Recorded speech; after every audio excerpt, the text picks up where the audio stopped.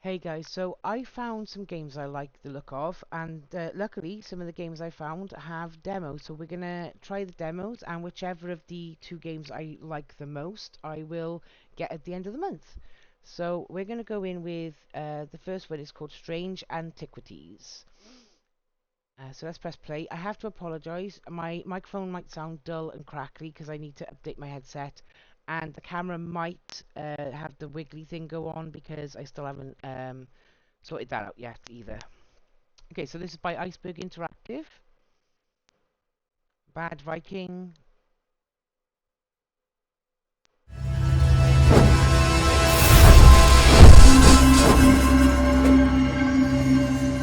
That is very loud. So, start game, options, credit, exit, options. Automatically label identified options on. Zoom, press and hold shift to zoom. That looks okay. Visuals, simplify text. Fonts that are easier to read. I'm alright with fonts. Display. That all looks okay. Sound. So that's on 50. I think we need to bring that down just a bit more, maybe to around 30. And I think I'll put the special effects on 50. Okay. Controls, arrow keys, or actually no, you can arrow keys or WSAD. Shift slash mouse middle button is magnifying glass. Left mouse button hold and grab, and right mouse inspect. Okay, languages is in English. Okay.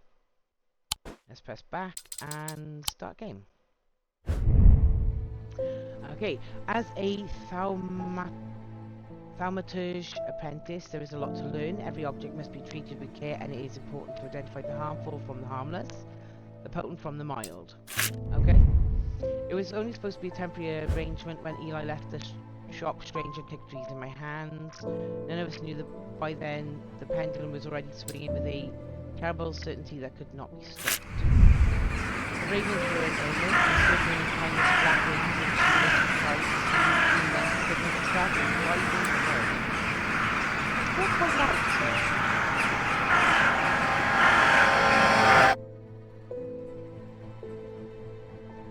Loading. Okay, so day 1, Thursday. What's this? So this is an archive.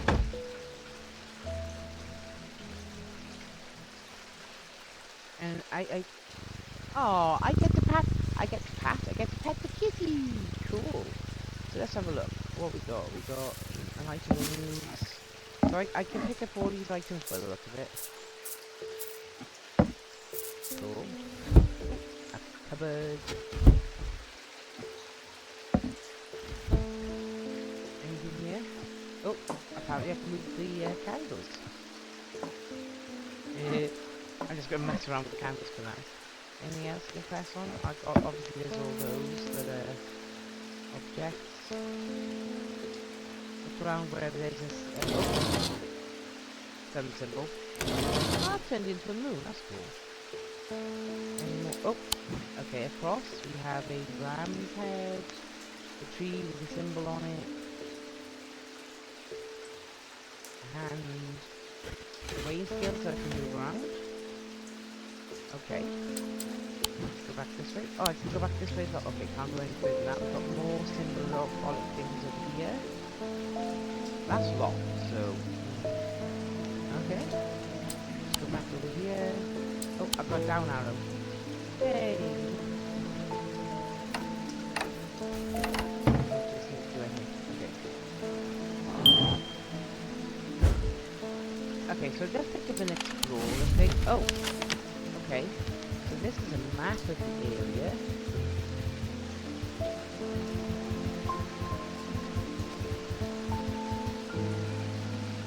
Hey look, number 29, Strange Antiquities. Here we are, there's us. Right back where I started. Okay. That was cool though, I didn't expect that to happen. That was interesting. Let's go down. So that's, what's this? Oh, that's the map we just looked at. Okay. Let's put that back in the drawer. An orange gemstone. This is in the drawer for a reason, isn't it? another symbol. Hey, do you know what? I've seen that symbol. It's made of bronze. Bronze and iron. I've seen this symbol before. Does anybody remember the Pit and the Pendulum, a really old film from years ago? That was a symbol that they had in the door, I believe. Put that back in there. That says I can go that way. No, it gets gives me more storage space, I think. This way? Yeah. And then door here we have command fields, or all thematic objects produce a field of sorts, although invisible to the naked eye, they can be observed from placing an object over a thematic lens. These fields are not fully understood despite attempts to study them.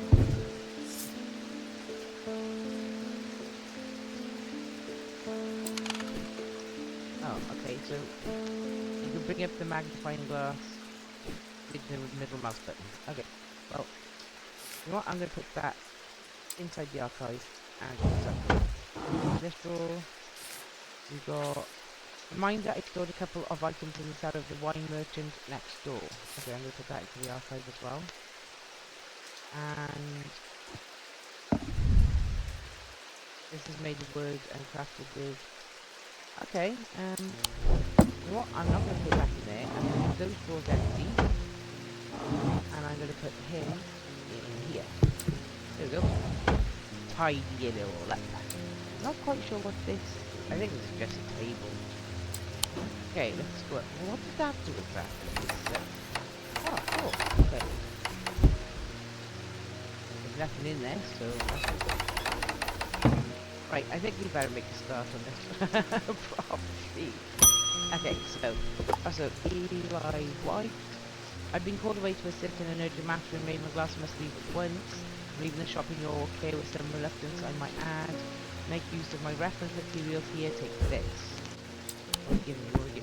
Ooh, cool, a book. I'm going to put it on there. There's an index in the back that may be useful too. If in doubt, so be careful and remember that there are some powerful artifacts here. In the no circumstances, should you seek entry to any locked drawers or cupboards. In fact, safe not to touch anything at all. I should be back in a few days. Okay, so something popped up here is, okay, so it, hey, there's the cat. The Thermarcher, whatever, is a collector and curator of powerful objects, objects that to the untrained eye may appear dull and lifeless, but that in the right hands and armed with the right knowledge can be a gateway to so much more. Realize the quest to unearth and understand each new object has been the driving force of his adult life. As owner of strange antiquities, Eli is a stern master. He knows firsthand what can happen if the right precautions are not taken. He doesn't tend to show much emotion, but he does have a more tender side, a side that is mostly reserved for the store's cat, Juniper. Oh, Jupiter. Juniper. Let's have a look at the cat. Hey, kitty! Oh, Devourer of Souls. I wasn't expecting that. Jupiter is the whatever's cat, or more accurately, Eli is Jupiter's whatever. Jupiter found strange antiquities, perhaps drawn to the curiosities within, and made it his home. Eli was more than happy to accommodate him, but he learned early on that Jupiter was his own master. His business is his own, but it is largely consists of taking regular naps, terrorizing rodents, and midnight explorations of Vandermeer and beyond. What he does on his excursions is a mystery, but he seems to be well known among the town's residents. Cool. Okay. Ring the bell. Thomas Pope. Congratulations. Today's the day you meet great Thomas Pope. That's me. I'm a man who loves fresh mountain and a little white dog called H. I reserved some room for all with my friends and shops with cats in them. If you would be so kind, we're looking for a replacement for my hunter's room. Use the arrow on the items to inspect them. Okay, so first of all, what is a hunter's room? Hunter's spoon. A hunter's spoon is a primitive item that grants power of the predator, enchanting perception and agility. They're made from trophies taken from slain beasts, with those from the deadliest predators being the most prized. They are simple items without embellishments. Okay.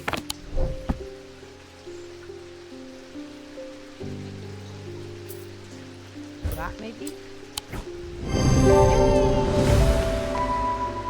So this is a type. It's just the trophy from Predator. On close inspection, it gives a sense of power.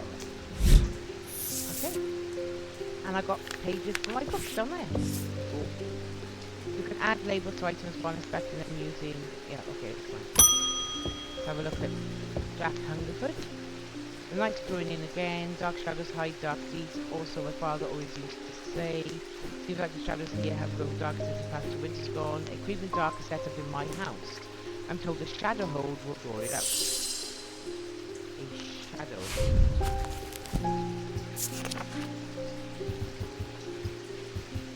Shadow hold. A shadow hold or a shatic vessel is a container of any kind, sometimes a jar or a bottle or some sort of box. It can be used to obtain an shadow spirit. The manifestation known as creeping dark, pulling it from the shadows like poison from a wound. The detective with an elaborate design called a shadow catcher. Shadow catcher design. Okay. Jar. Well, that can only be that. I wouldn't say that would be a jar. I mean, that could be a jar. Wait, let me just... No, there's no jar that side. What about this side? No. I think it is that item. Right. The item is a container of some kind. The design of what is the same as the sketch. Oh yeah, yeah. That's good. I did that as well. Okay, I got more things in my book. Let's have a look at the next person, David Schicker. Oh, he's a postman. What with all Ravens 35 buttons being today, I can't remember ever seeing anything like it. Not a good day to be sort of reading dark omens, a letter to.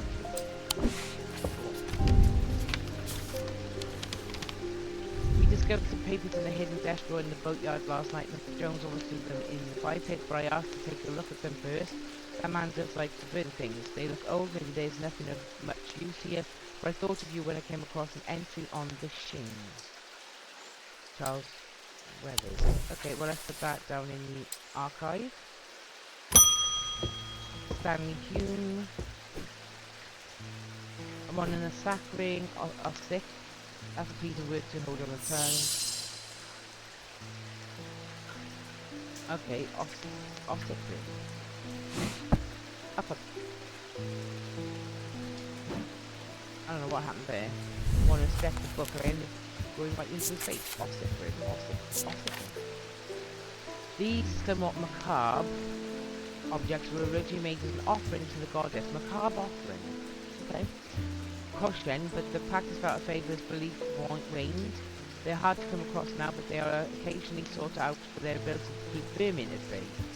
Some say that they can hear Crocken's unearthly hiss when they hold an ostick ring up to their ear. Crocken is serpent goddess. Macabre offering.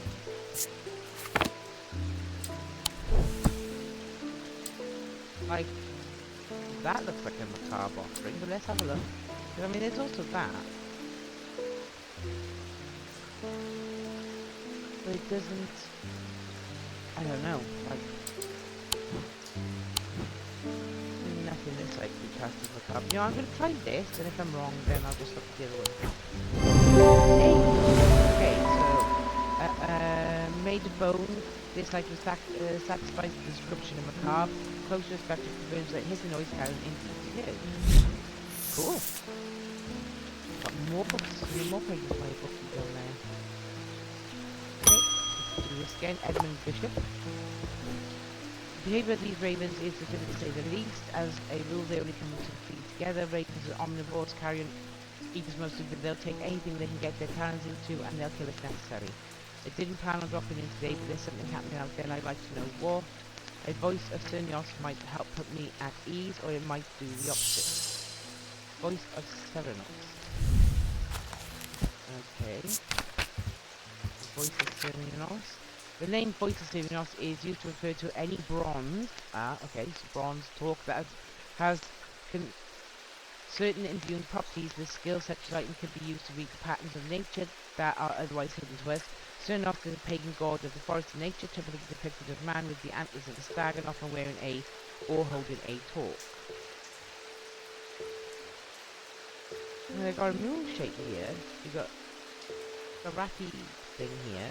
Antlers. Often wearing or holding a torch. Right, so it'd be something here.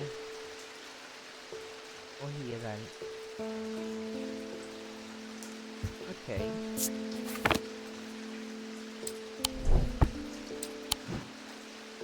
There's nothing like that in that one. Okay. That looks like a belt. I can inspect.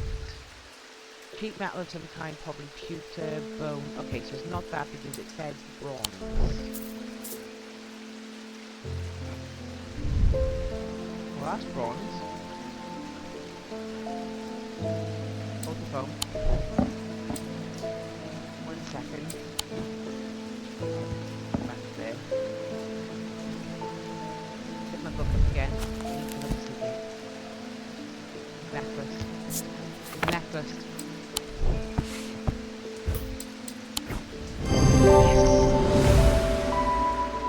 Titan is made of bronze. A similar looking item appears around the neck of Sir Nothing. This is death. Cool. More so, let's have a look here before I do end of the day. We got another person to look at. The 14th Lord, Edmund Bishop, the 14th Lord of Gleeston. Castle is a man of wealth and privilege like the 13th before him. He is a man who would be easy to despise as his father was, but is well loved by those who know him. He now retired. He is a professor of ancient languages at the University of Cumbria, but his real passion is birds. Students learn to divert particular dense lectures on Latin declension by asking about local owl species to what quiz the professor on increasingly exotic bird calls. Edward was only too happy to oblige, spending hours recounting stories of his adventures in Africa and New Zealand. Okay, end day. The black mare thundered through the icy range, shining wet in the silver moonlight. Her cloaked rider was exhausted, cold, and soaked to the bone. He knew he would not survive the night if he did not reach Backbarrow. Okay.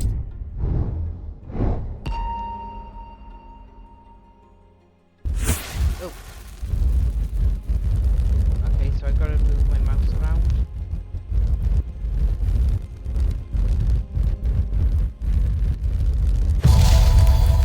Ah, cool. Shackles. An escaped prisoner ran northwest. He hid me in the first building he came to. Let's put that in here then. There are a few things in there now. Okay, so let's go back up and press the bell. Verona Green. Ah, well, that's just perfect. And the Mia fizzing with fear over these ravens, and the Thumber, whatever, has left his apprentice in charge. Sorry, idea, that was rude. Yeah, no shit. Pay no attention to me. I'm an old lady who got on the wrong side of bed. These ravens have got under my skin is all. Please do let Eli know that I was looking for him next time you see him, and pass on my thanks for letting me borrow his copy of Hermetic Symbology. Okay, thanks, lady. Like, you can go and be rude to somebody else now. Tess Sherwood.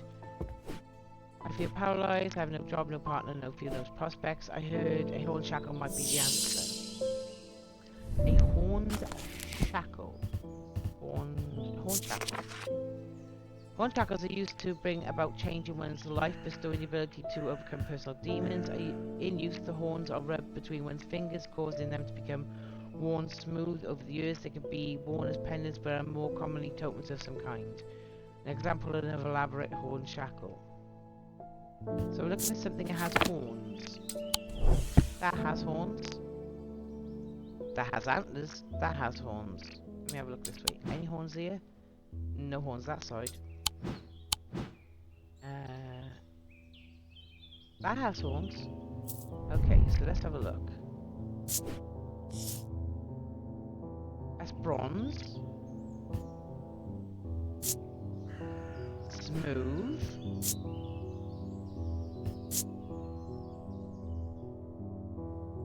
Okay. This is bronze and smooth. No, go back up on your area, thank you. What did it say about it again?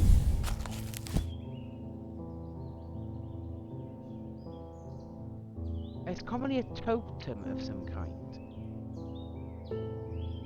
A totem isn't wearable, is it?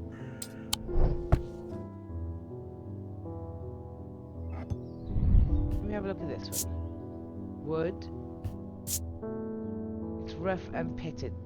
This part feels smooth.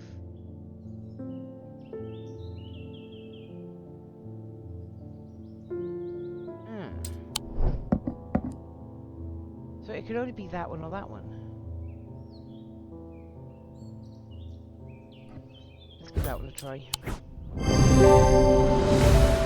Yay! Okay, the item has horns. Closer inspect reveals that the horns have been worn smooth. They got the horns on themselves. Yeah. Okay. I have new pages in my book. I can go back this way again now. Press this. I have David Schaefer again, the postman. At least the weather's looking a bit better out there today. Oh, thanks. Another letter. You might be interested to hear that my plough turned a strange looking object yesterday. Come to the farm and it's yours for the right price, of course. John Royston. Okay, well, put him down in there as well. Julia Braddock. Jupiter, we meet again. Our paths crossed late last night on Prince Street. We shared a moment before he slunk off into the darkness on important business, no doubt. Wonder if we can help me. Well, I visited my grandmother later and I wanted to bring her something. She lives alone on the edge of town, out on Clanbrook Road, and I don't always go out to see her as often as I'd like. Thought maybe a moon heart would bring her some comfort. A moon heart? A moon heart. So look for M. Okay, we don't have a moon heart. Okay, let's look at the contents at the back. We're looking for a moon heart.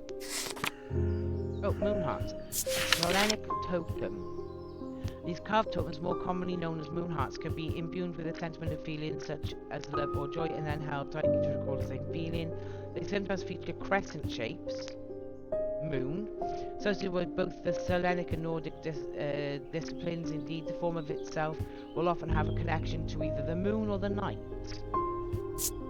There's an item I've been looking at for ages that represents moon and night. Because it reminds me of one I've got over there. So this is a carved totem. The owl is associated with the night. It bears a concealed crescent shape. Using the closer inspect tool tells me it's impaired with a feeling of joy. Cool. Hologan Grim. Now we got another one here. Occult Scholar. Verona has been a constant in Endermere for as long as the streets have had cobblestones and the churches have had bell towers. She respected and feared what she revels in, and she is revered and admired what she tolerates. Her knowledge of the occult world is second to none, and her expertise has steered the citizens of Endermere away from catastrophe on more than one occasion. The near misses of the Solanic Flame and the Woken Dandrew are two such events that spring to mind. She is of the opinion that no problem is so great, no obstacle so insurmountable, that it can't be diminished by a properly brewed pot of tea. Daisy Winters. A friend of mine, or former friend I should say, has been stealing jewellery from me. 3 necklaces have gone missing over the past few weeks, including one that was a gift from my late grandmother. Do you have a suitable pendant that I could leave lying around for her to find that will teach her a lesson and make sure it never happens again? Binding Seed and Z. Okay, let's have a look.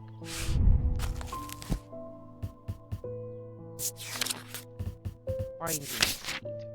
These items are made of 2 distinct materials, representing the Mentric and the Winzik, that mind and the mind and body. The winding path, the mind, is described by a spiral encompassing the body, the seed.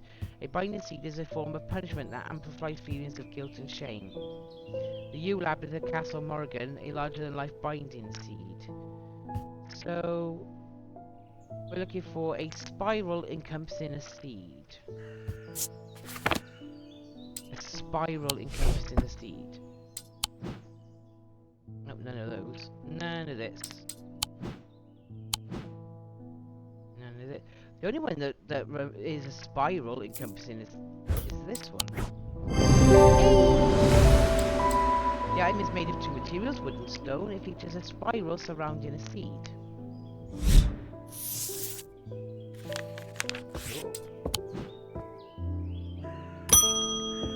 Emmett Burrows.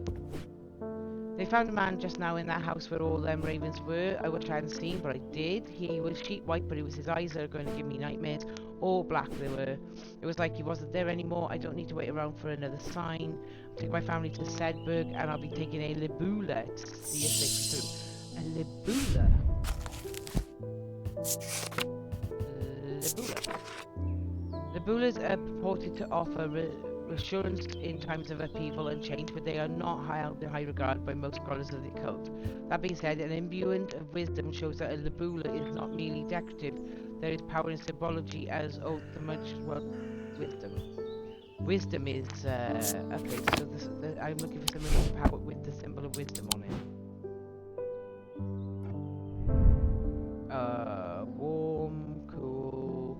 It's not that. Why does it keep doing that? Come back there. Symbol of wisdom. What symbol does that? Race detailing.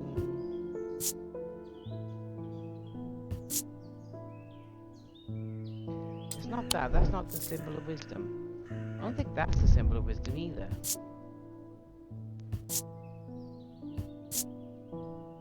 Hard and cool. Red paint or perhaps blood. Oh, it's not going to be that then. Okay, so let's go across here and... Oh wait, that's the symbol of wisdom. The M in the middle. This item bears a symbol of wisdom right there.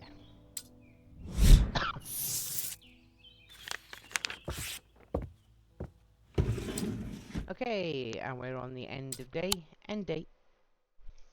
Ah, I was enjoying that. I'm gonna say I really like this game. Like it's very simple, and yeah, I like unusual ones like this, especially with anything to do with like strange things and paranormal and all of that, and that's really good. So yes, I'm going to say I will be investing in this game. It's still very loud. Okay. So yeah, that's a good one. Now I do have the other one I like the look of. So let's see, because I can only buy one of them. So let's see which one I like the most. Because there's this one as well. Though this one is called Perpetua. And the description of this is that you are a little paper bug of some sort, and you've got to try and stop your house from being burned down.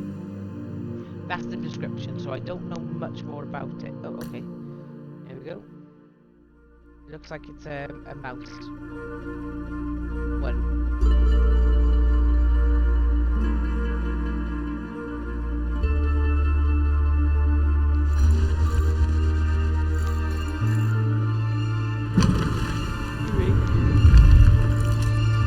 Oh, little fine, but the visuals is nice in this one.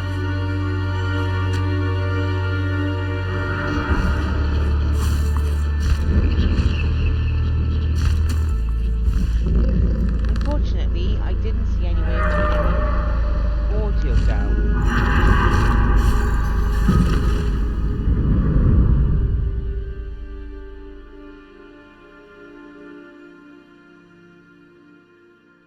Is there a way of turning the audio down? It doesn't look like, but it looks like it's like a point and click puzzle game. Oh, okay, so yeah, it is mouse only. Go now. Oh.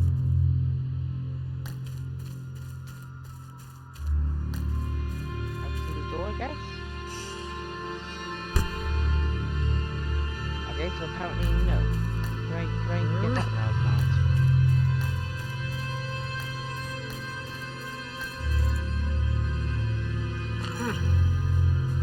Oh, okay.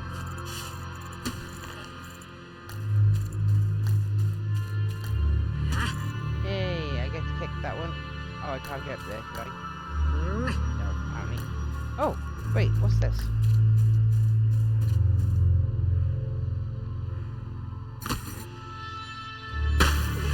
Aw, it's a baby fly.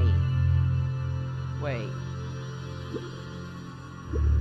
What's this?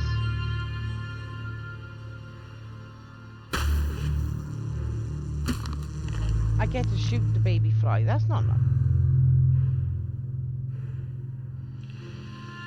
Wait a minute.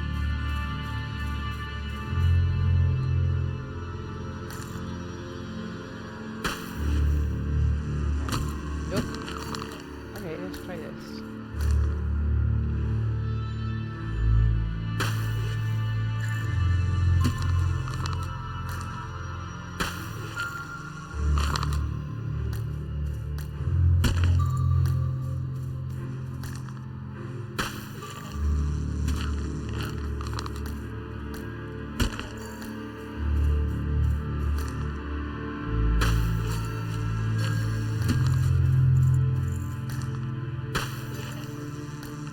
Hey, that worked. Okay, let's go. Ooh, okay. Do I have to feed him? Oh, missed shot. Oh no. That's lighting up that. Okay, well maybe I gotta do something else. No, maybe not. Oh.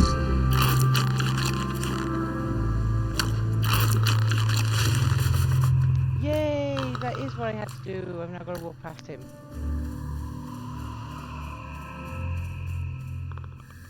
He's not walking any further. Wait, he's not walking any. Oh, okay. What's going on? Oh, okay, so that was... Oh, the demo was very short. It's interesting. I like it. It's an interesting game, and I do like it.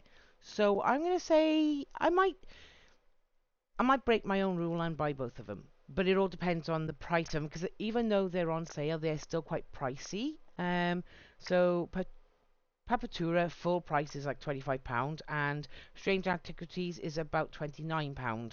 So at the moment I think one's like £15 and the other one's about £17. But we'll see. I definitely like Strange Antiquities. I do like Papatura, but if I had to choose out of the two of them to buy, I would buy Strange Antiquities because I just bought two horror games, which is why I'm only allowed to buy one additional game. But I enjoyed both of those. So yeah, thank you guys for watching, and I'll see you in the next video. Good night.